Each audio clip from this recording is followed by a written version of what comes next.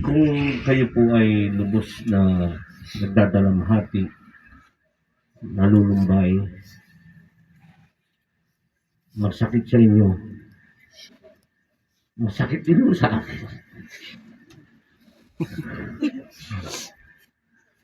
Hindi dahil sa pamilya na Angel ay sadyang kilala ko o kilala namin. Hindi ko matanda kasi kumbaga man ako'y taga San Pedro sa Ley Santa Maria sa likod ng bahay ni Jun Bagsit. Si pare, medyo parang naalala ko. Kaya ako'y naiiyak dahil nakasama ang batang ito December 6 na kung saan itong si Parin Jun Bagsit at si Telma kasama ho namin sa Bawan Centennial Lions Club. Ako'y medyo may sipon na. Kinuha ho ni Jun, ni President Jun, siya ang presidente ng karang Lions Club at ang presidente ho ngayon yung aking asawa.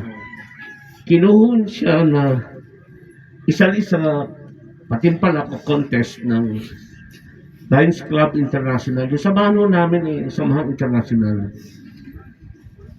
At hindi kami biligo ng batang yan.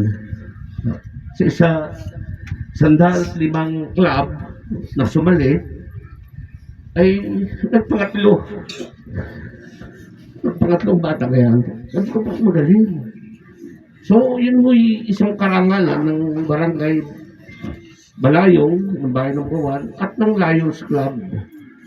At yun mo'y, kung mga man kilala Lions Club sa Bawan, ay mas nakilala ho kami sa pamagitan ng batang ito. Noong December 6, ang buong pamilya nandoon, napera kayo pare, dapat di papakilala namin ng mga alas 8. Pagkatapos may pakilala, binigyan namin ng pakilala, may mga nagbigay ng konting pera, hindi ho sila umalis.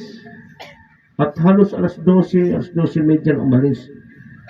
Dahil nakipagsaya ho sa amin. So, parang isang Kalayos Club na ho namin. Nandiyan pala si Consel Dona, isang Kalayos member din ho namin. So, nung malaman ko, ako'y sakit. No? Takbo kagad kami ni Mrs. Si Parin doon, nandun sa Bawang Doctors. Doon na lang namin inabot sa Panopio. Nandun na si Pangulo at mga konsyales. Hanggang sa ihatid namin at halos alas 12 na, kami umalis doon sa bahay. Na nung gabi yun pa rin dun, alauna yata, makakausap yung ano. Hindi na lang namin naintay. Siguro, dahil Angel ang pangalan niya, may misyon ng Panginoon sa Kristo. Ang Panginoon Diyos na mas may malaking misyon sa kabilang buhay. Yun na lang po isipin natin. Lahat po, isipin niyo yung bata, sa aking kaalaman, nagpaalam, akala doon lang, pero talagang tanggapin natin na yun ang kapamaraanan. Ano kung sakit-sakit man. Pero sa pamilya, mas magiging makabuluhan ang kanyang pagkawala. Kung bagaman naging makulay, nung siya'y nasa ibabaw ng lupa, mas magiging makulay sa kabilang buhay.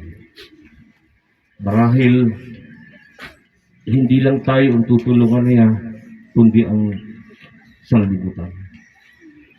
Sa inyo pong lahat, mula sa Pamilya Cabral, pamilya ng Bawan Centennial Lions Club, ang aming pagkarasan.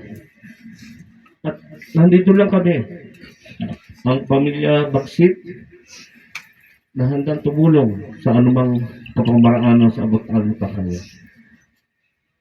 Angel, maraming salamat sa biting panahon na nakakilala at nakasama tayo. Maraming salamat sa karangalang ibigay mo sa Bawan Centennial Lions Club. Maraming salamat.